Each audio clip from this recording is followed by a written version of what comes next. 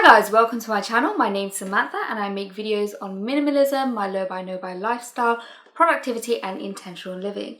So today I want to share with you a list of 25 items that many people forget to declutter.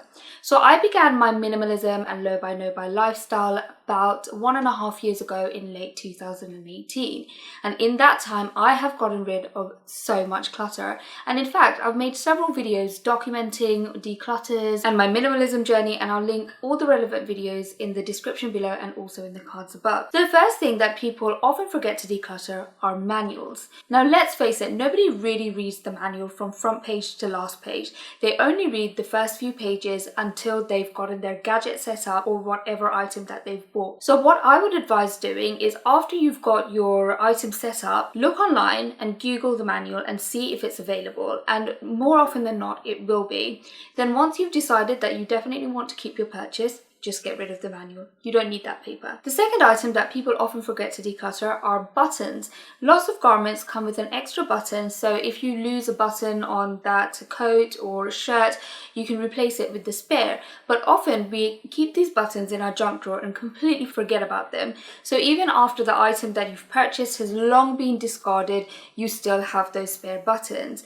Just go through your junk drawer, get all the buttons, all these mismatched buttons that you don't want, and get rid of them. The third item that people often forget to declutter are out-of-date food and spices. Check your fridge for out-of-date condiments, your pantry for out-of-date tin food, your spice rack for out-of-date spices. Because these items last longer than normal food items, people just tend to think that they last forever, but they really don't. So go through all of these places, collect up anything that's expired and get rid of them. The fourth thing that people forget to declutter are electronics that don't work. Now the reason for this is because it's actually very hard to get rid of electronic items. You're not supposed to throw them in the bin. So you end up with hairdryers that don't work, toasters that don't work, so a collection of electrical goods that you might just dump in the shed and try and forget all about. Now my solution to this is I batch them up. So a hairdryer, the toaster, whatever's not working, I batch them up in a cupboard, say in my room, and once I have enough,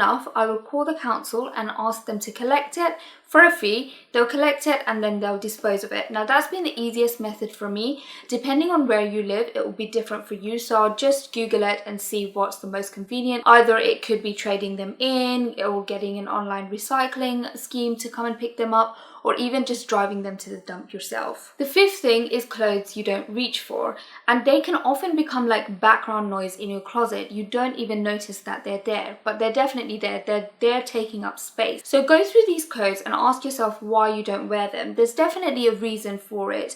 Maybe they don't fit well, maybe you spent a lot of money on them and you regret the purchase and you're holding on to them because you feel bad. But give yourself the permission to get rid of these items. You don't need to hold on to things just because they were bad money decisions. It's not some kind of penance. You will never always make 100% correct money decisions. You will sometimes make mistake purchases.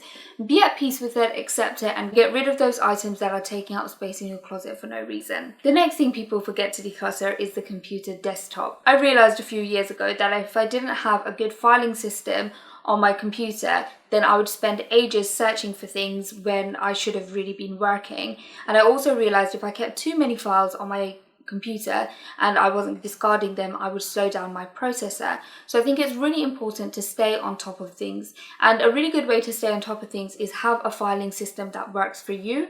My personal filing system is to always use the dates of things that I'm working on. So for example, when I'm going to be editing this video, I will date it so I'll know when I was working on it. People often use versions, but I do tend to find that they can become kind of confusing, like version 1, version 2, and then sometimes you do version 2.2, version 2.3. And I think when you start doing the 2 points and stuff like that, that's when it starts to get a little bit confusing. So a personal tip that I would give is to think about using dates and really declutter your computer and discard old files from time to time, just to keep your computer in the best nick possible. The next thing people forget to declutter are out-of-date medicines, and again that's because they last for so long. But just because they last so long, it doesn't mean that they last forever. whatever. So that paracetamol that you've had since 2000 is probably bad and you should let it go. The next item is very similar. It's out of date toiletries and makeup. Again, because they have such a long shelf life, you forget that they do actually have a shelf life. So when you're checking, if those things don't have an expiry date, if it looks funny, smells funny, or applies weirdly, then it's probably gone bad. The next thing people forget to declutter is jewellery. It's probably because jewellery doesn't take up a lot of space, but it's well worth taking the time to look through your collection and see if things are still your style. If they're not, then just get rid of them, or if things have lost their sheen and appeal. The next thing is takeout boxes, and unfortunately when you order takeout, food will be delivered in plastic packaging. People have the best of intentions that they want to reuse their plastic packaging as Tupperware. They'll use it for their lunches or to store food, but be honest with yourself, how many pieces of Tupperware do you really need? The chances are you're going to order more takeaway and accumulate more plastic packaging than you will need Tupperware. So the best thing to do when you get this plastic packaging is to just wash them up straight away and put them in the recycling. The next thing people forget to declutter are things that are stored under your bed. Now, I am in a constant battle with things under my bed.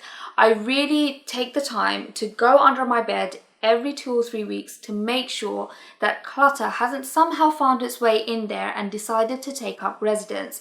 You really need to stay on top of the items under your bed because it's out of sight and out of mind, and if you don't put in the effort to look under it, then all sorts of stuff could be there for years and years. The next thing is kind of similar. People often forget to declutter their attic. Now, it's not as easy to go into your attic as it is to go under your bed, but it is well worth making sure that you do a yearly spring clean. If you keep accumulating things over years and years, it becomes really intimidating and you won't want to tackle that space. The next thing people forget to declutter or don't really want to declutter are old linens.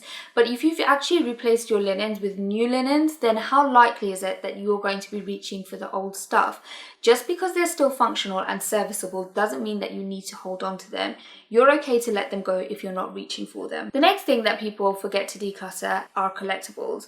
A lot of people spend time collecting things like old magazines or DVDs and CDs, and that's completely fine if your collections are still giving you joy. But if you're just holding on to things out of habit and you're not adding to them and you're not using them, then really think about whether it's worthwhile keeping hold of your collections any longer, or whether you're just better off getting rid of them, and you might even be able to sell them and pick up a pretty penny. The next items people often forget to declutter are old board games. Now, I'm not a board game type of person, but if you are, then obviously you use them and you should keep hold of them.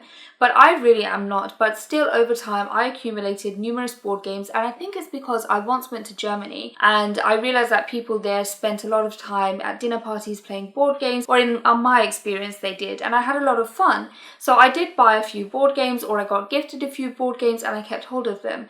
But really, it's not something that I super enjoy, and it's not something that I'll probably bring out at a dinner party anytime soon. So I just got rid of all of my board games. In fact, I regifted them to homes that were a lot more grateful for them than I was. The next item that people forget to declutter, or again don't really want to declutter, are old photos. I definitely have physical photo albums, but I also don't like to keep too many physical photos because they can become unmanageable. So it's well worth taking the time to digitize and organize all your old photos so that not only do you have a backup for them in case you lose the originals, you are also more likely to access them more frequently. I don't look at my physical wedding photos at all, but I do often go on Facebook and pull out my album, my wedding album, and just have a scroll through whenever I feel like it. The next items are underwear you don't wear. This is really self-explanatory. If you're not wearing them, get rid of them. The next item that people forget to declutter, and I am so guilty of this, are uncomfortable shoes.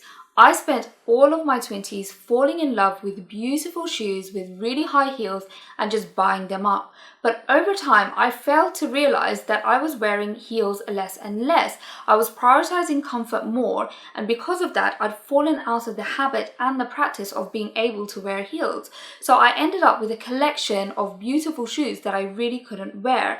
And it was a tough pill to swallow when I was doing my decluttering and my minimizing, how many shoes that I had wasted money on, that I had wasted space on, and that I'd actually been holding on to for years and years. So after confronting what I'd actually done, I batched up all my shoes and I got rid of them. When I do come off my low buy, no buy eventually, I've decided that I want to invest in a pair of good quality, good looking flats. The next thing that people forget to get rid of are beauty samples.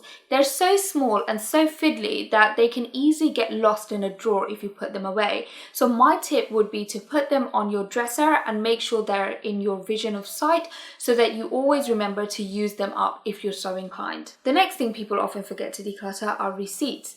Now obviously you should hold on to receipts until you've decided whether or not you want to keep your purchase.